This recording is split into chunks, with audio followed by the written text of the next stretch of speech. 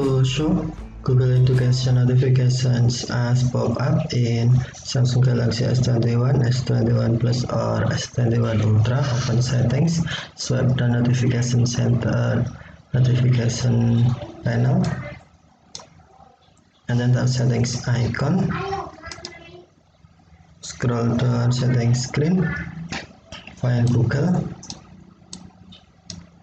and then tap Google Services.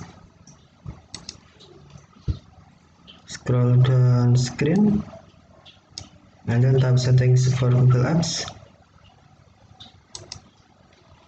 Tap search assistant and voice, and then select notifications. Tap notifications again.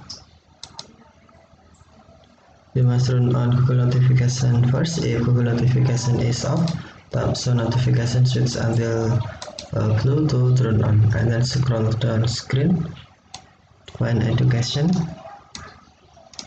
and then tap education. To show Google Education notification as pop-up, tap show as pop-up switch until blue, or hide, tap switch until black or until white. Okay, thank you for watching. Have a nice day.